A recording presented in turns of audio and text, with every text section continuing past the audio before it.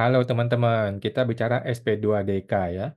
Ketika lu dapat SP2DK, pertanyaannya adalah bisakah lu membalas secara online, tidak langsung ketemu petugas pajak, tidak usah takut mengenai dapat akan diancam atau diperas dan sebagainya.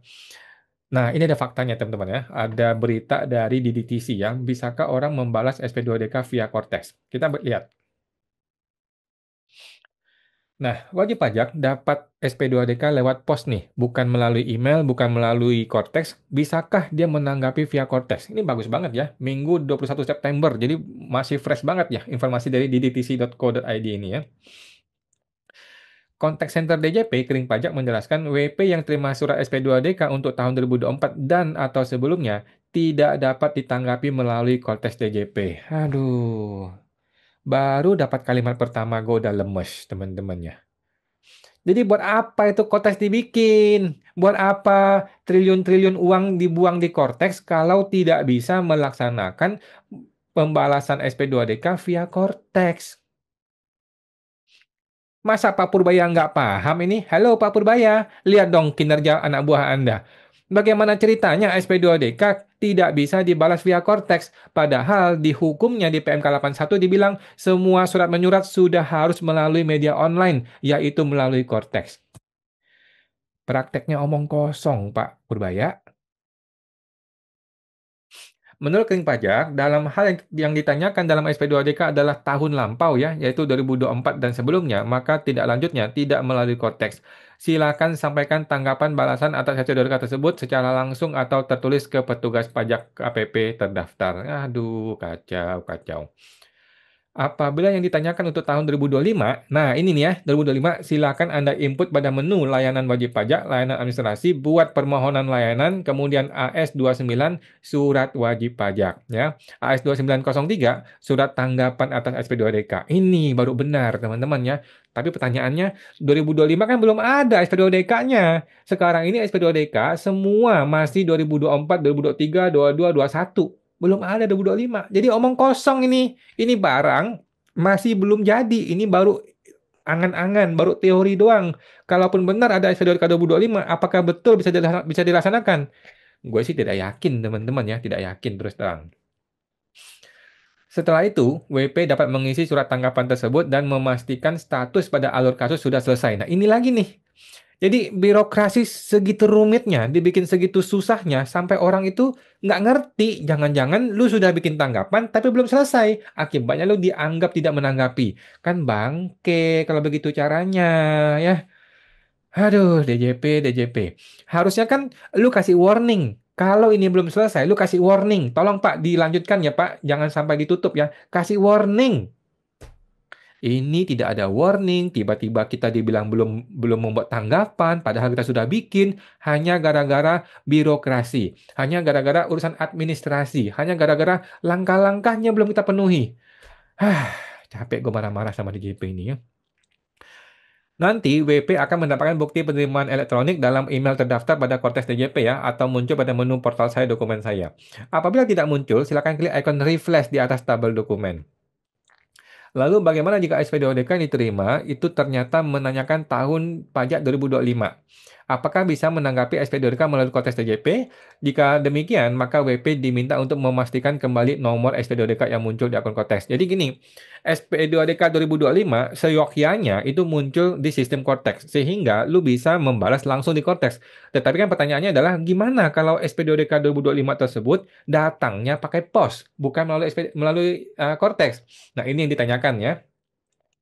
Dia bilang dong, dijawabnya adalah, kalau begitu, lu pastikan kembali di Cortex katanya. Aduh, harusnya langsung jawab, bisa atau nggak bisa, gitu aja. Untuk memastikan nomor kasus SP2DK, WP dapat mengakses melalui menu portal saya, dokumen saya, klik aksi download pada SP2DK. Terlalu banyak, Pak. Step by step terlalu banyak. Harusnya orang tuh tinggal buka dokumen saya seperti membuka email di Gmail. Belajarlah dari Gmail. Gitu ya. Jadi ada daftar-daftar yang tinggal diklik aja, begitu diklik muncul gitu loh. Ini mesti klik ini, klik itu. Udah gitu nggak berhasil, di-refresh lagi. Aduh, dari awal lagi. Apabila nomor kasus SP2DK tersebut belum muncul, WP dapat melakukan konfirmasi ke KPP terdaftar. Ngapain lu bikin Cortex 1 triliun kalau masih harus konfirmasi ke KPP lagi? Nanti KPP konfirmasi ke kantor pusat lagi, nambah kerjaan, bos. Aduh. Jadi harusnya dia langsung minta maaf kalau emang ini nggak berhasil di Cortex. Kami minta maaf, kami perbaiki sistem. Ini bukannya minta maaf, WP disuruh datang ke KPP. Aduh. Daftar alamat dan kantor pajak ada di sini. Semua kantor pajak ditelepon nggak diangkat, Pak. Kering pajak ini kayak orang bodoh aja. Perlu diketahui, Cortex ialah sistem, aduh, udahlah, nggak usah dibaca. Persiap merupakan, aduh, nggak usah dibaca, teman-teman ya. Aduh, jadi Cortex ini bikin kita naik darah, teman-teman ya. Jadi faktanya teman-teman ya, faktanya di SP2DK saat ini ya, terutama yang 2024 dan sebelumnya itu masih tertulis aturan yang lama, yaitu SP2DK dapat dibalas dengan 3 cara. Cara pertama adalah bikin surat tertulis kirim ke KPP, cara kedua adalah bikin pertemuan langsung ke KPP, jadi lu datang langsung ke KPP ketemu AR. Cara ketiga adalah pertemuan melalui audio visual, yaitu melalui online, bisa via Zoom dan lain-lain ya, secara online. Tetapi faktanya teman-teman, di lapangan tidak dilaksanakan. Di lapangan aturan ini tidak dilaksanakan oleh AR gitu loh. Justru AR menimbulkan ketidakpastian hukum dalam prakteknya. Loh kok bisa gitu? Faktanya si AR nih teman-teman ya, oknum AR ya, selalu memaksa wajib pajak untuk datang langsung ke KPP. Dia tidak memberikan opsi untuk Anda kirim surat tulis ke KPP. Dia tidak kasih opsi Anda untuk kita bertemu via audio visual. Nggak mau dia. Dia maunya lu datang langsung ke KPP. Gitu ya. Contoh kayak gue nih, gue dikasih alasan oleh AR, kami tidak punya sarana prasarana di KPP gitu ya. Bangsat ini AR. Gue bilang, lu di Jakarta, bos. Lu di Jakarta, mana ada KPP di Jakarta tidak punya sarana prasarana untuk online audiovisual. Kalaupun tidak ada media, contohnya lu tidak punya layar gede gitu ya, atau lu tidak punya aplikasi Zoom gitu, atau lu nggak punya mikrofon gitu, kan lu bisa via telepon, bisa via WA call, bisa via WA video call gitu ya. Jadi alasan yang mengada-ngada ini adalah alasan yang sengaja untuk mempersulit wajib pajak.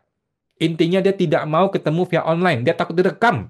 Dia takut direkam audio visual. Itu intinya. Dia maunya lu datang ke depan muka dia, diancam di situ, diintimidasi di situ. Kalau lu nggak senang, kita naik pemeriksaan. Selesai. Itu adalah perilaku oknum di negeri Konoha, teman-teman ya. Kalau di Indonesia nggak ada yang begitu ya. Pada bagus AR-AR di Indonesia ini ya. Jadi ketika WP datang ke KPP dengan niat baik ya, dengan polosnya begitu, apa yang terjadi? Bukannya dikasih edukasi, bukannya dikasih kesempatan untuk menjelaskan, yang ada adalah diperas, diintimidasi, dikasih data yang aneh-aneh, tanpa data rincian, kemudian maunya oknum begini. Kalau lu nggak senang, kami kan naik ke pemeriksaan lo ya. Kami bisa naik ke pemeriksaan. Kalau kami naik pemeriksaan, dibuka semua data-data lu, ditelanjangin gitu loh. Ancamannya segitu jahatnya gitu ya. Akibatnya orang apa? Akibatnya orang kan ciut. Orang yang malas bayar pengacara, yang malas ribut kepada hukum, ya udahlah kita bagi-bagi duit aja lah, kita korupsi aja lah. Ya, mumpung di KPP tidak boleh merekam, kita kasih-kasih duit, selesai. Kita bagi-bagi duit, win-win solution-nya. Negara dapat pajaknya, si AR dapat duitnya, si WP bisa mulai kembali bekerja, berusaha seperti biasa. Win-win solution. Tetapi kan negara nggak bisa mengaju kalau gitu caranya. Jadi itu fakta pertama ya. Fakta pertama adalah ada ketidakpastian hukum.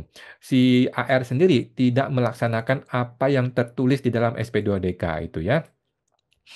Fakta yang kedua bahwa di Cortex sendiri masih sering error teman-teman ya. Di Cortex sendiri tidak ditemukan surat tersebut.